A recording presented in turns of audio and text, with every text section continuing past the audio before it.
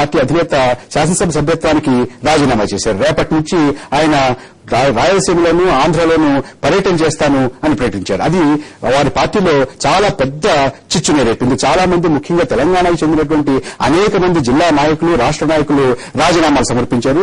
తెలంగాణ ప్రజారాజ్యం పార్టీని వారు స్థాపిస్తామని చెప్పారు. ఇవాళ మధ్యాహ్నం ముఖ్యమంత్రి శ్రీ రోసయ్య రాష్ట్రంలో ఉన్నటువంటి పరిస్థితి మీద పాత్రికేయులతో చాలా విస్తారంగా మాట్లాడారు. రాష్ట్రంలో ఉన్నటువంటి పరిస్థితులు చాలా తీవ్రంగా ఉన్నాయని, ఇది రాష్ట్రం యొక్క ఆర్థిక అభివృద్ధికి ఆటంకంగా మారిందని, ఇది పేద ప్రజలకు చాలా హాని కలిగించేటటువంటి రీతిలో ఉందని, అంతేకాకుండా తెలంగాణలో ఉద్యమం సద్దుమణిగినట్టేనని, రాయలసీమలోనూ ఆంధ్రలోనూ ఉద్యమం మరింత ఉధృతమవుతోందని, సమైక్యాంధ్రకి రాష్ట్రంలో ఎక్కువ మంది ప్రజలు మొగ్గు చూపుతున్నారు అనేటటువంటి ధ్వని వచ్చేలాగా ఆయన ప్రకటన చేశారు. ఆ తర్వాత చంద్రశేఖరరావు తను ఇన్నాళ్లు విధించుకున్నటువంటి మౌనాన్ని పక్కన పెట్టి తెలంగాణలో ఉన్నటువంటి ఉద్యమం చాలా తీవ్రమైనటువంటిది. ఇవాళ ఆంధ్రప్రదేశ్ లో జరుగుతున్నటువంటి, ముఖ్యంగా కోస్తాలోనూ రాయలసీమలోనూ జరుగుతున్నటువంటి ఉద్యమానికి ఏ రకమైనటువంటి ప్రజాబలం లేదు. కేవలం పిడికెడు పెట్టుబడిదారులు తమ అక్రమార్జన్ని, అక్రమాస్తుల్ని కాపాడుకోవడానికి చేస్తున్నటువంటి ఉద్యమంగా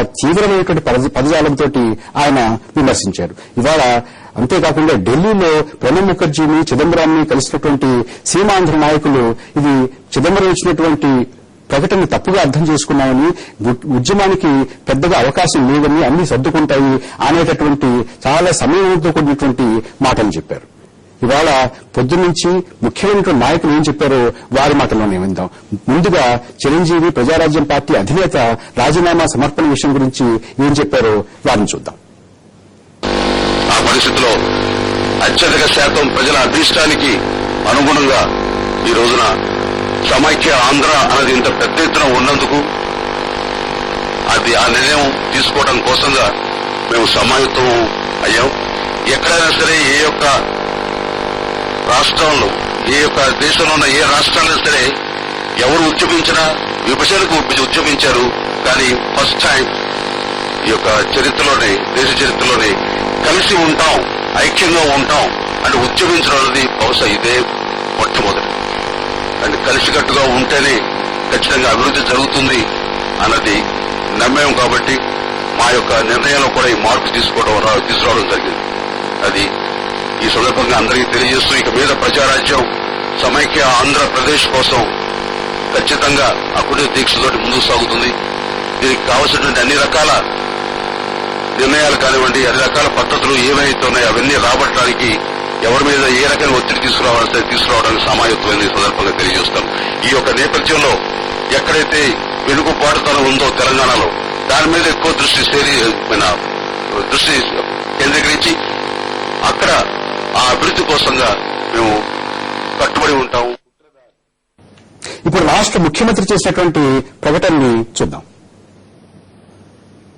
రాష్ట్రం సమైక్యంగా ఉండాలి అనేదే మనకు ప్రస్ఫుటంగా వినపడుతున్నటువంటి నినాదం. అంతకు ముందు కొందరు ప్రత్యేక ఆంధ్ర కావాలని కోరిన వారు కూడా ఉన్నట్టుంది. అయితే ఆ కోరిక ఇప్పుడు మరుగులు పడ్డట్టుంది. ఇవాళ సమైక్యాంధ్ర కావాలని అక్కడ సాగుతా ఉంది. యాక్చువల్లీ ఈ ఆందోళనలు విరమించుకొని ప్రజా జీవనానికి ఇబ్బంది లేకుండా నార్మల్ గా పబ్లిక్ లైఫ్ కొనసాగడానికి వీలు కల్పిస్తే తప్ప చాలా ఇబ్బందులు వస్తున్నాయి. ఈ 20 రోజులుగా డెవలప్మెంటల్ యాక్టివిటీస్ ఒక రకంగా స్తంభించిపోయాయని చెప్పక తప్పదు. ట్రాన్స్పోర్ట్ ఎఫెక్ట్ అయినందువల్ల ప్రైస్ రైజ్ అనేది చెప్పకుండానే ఆటోమేటిక్ గా ఉంటుంది. ఒకవైపున ప్రైస్ రైజు, మరొక వైపున ఎర్నింగ్ పడిపోతే ఈ పేద సాధలకి జీవనం కొనసాగించడమే చాలా బాధాకరంగా పరిణమిస్తుంది. ఇప్పుడు తెరాస అధ్యక్షుడు శ్రీ చంద్రశేఖరరావు చెప్పినటువంటి మాటలు విందాం.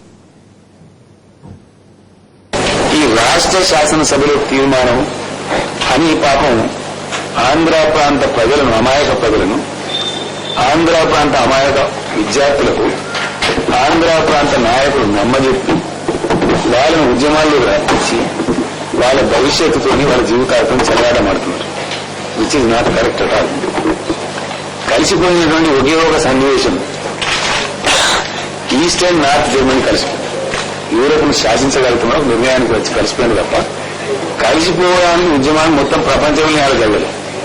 ఇది కేవలం పెట్టుబడిదారు, కుట్రదారు, సంకుచిత మనస్తత్వం ఉన్నవాళ్ళు. వీళ్ళు అంతా కూడా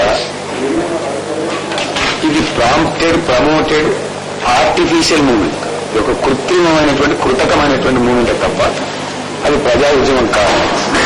ఇన్సిడెంట్ వారీగా డబ్బులు చెల్లిస్తుంది. సెల్ టవర్ ఎక్కితే 10,000, ప్రస్తావన వేస్తే 50,000, బస్ అడ్డా బయలుపెడితే 25,000. ఇవి ఈ రకంగా డబ్బులు ఇచ్చుకుంటూ ప్రమోట్ చేస్తున్నటువంటి హైదరాబాద్ లో తమ బినామీ దొంగ ఆస్తులను, అక్రమ ఆస్తులను కాపాడుకోవడానికి చేసేటువంటి ఒక దుర్మార్గపూరితమైన కుట్రపూరితమైనటువంటి చర్య. ఢిల్లీలో కేంద్ర నాయకులను కలిసిన తర్వాత శ్రీ జేసీ దివాకర్ రెడ్డి ఏమన్నారో ఆ మాటలు కూడా విందాం. చిదంబరం గారి స్టేట్మెంట్ ను కొంత మేము అపార్థం చేసుకున్నాము. మేమే కాదు, మా ప్రజలు కూడా ఏదో ప్రత్యేక రాష్ట్రం అనేటువంటిది ఇచ్చేశారు. మిగతాది ఏదో ఆస్తిపాస్తులు పంచుకోవటం మరొకటో జరుగుతుంది అనేటువంటి అభిప్రాయం మాకు కలిగిన దాని ఫలితమైంది. ఇవాళ చాలా ఇద్దరు కూడా నాయకులు విడివిడిగా కలిసినా వాళ్ళ భావన ఒకటే, ఇది ఏమీ జరగలేదు. ఆనాటి పరిస్థితి ఈనాటి పరిస్థితి చాలా డిఫరెన్స్ గా ఉంది. దానికి దీనికి భేదం లేకుండా పోయింది. మీ ఆందోళన మాకు అర్థమైంది. అంతకుముందు అన్ని పార్టీలు విభజనకు అంగీకరించాయి కాబట్టి మేము ఆ రకంగా స్టేట్మెంట్ ఇవ్వాల్సి వచ్చింది.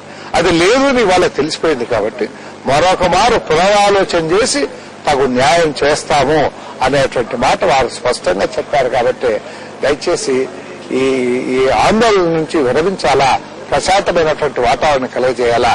దాని తోడు ప్రధానమంత్రి గారు కూడా దేశంలో లేరు. వారు వచ్చిన తర్వాత అధినాయకత్వం మరొక మారు కూర్చొని సెటిల్ చేస్తారు అనేటువంటి నమ్మకం మాకుంది. అంతేకాదు మరొక మాట ఇద్దరు నాయకులు చెప్పారు, మీ రెజల్యూషన్ పాస్ అవుతూనే ఏమైనా జరుగుతుంది, రెజల్యూషన్ ఫెయిల్ అయితే ఏమీ జరగదు, రెజల్యూషన్ లేకుండా కేంద్ర ప్రభుత్వం ఏ మాత్రం కూడా చెయ్యలేదు.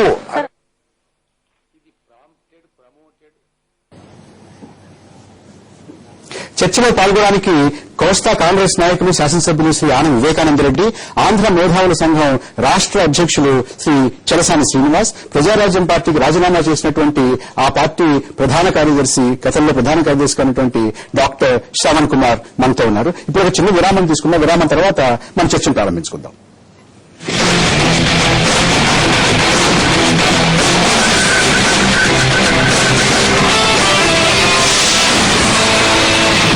అలోవెరా, కెమోమైల్ ఇంకా తులసిలతో సమృద్ధమైనది సంజీవని స్పర్శ యొక్క ఇమామి వాసోకేర్ పెట్రోలియం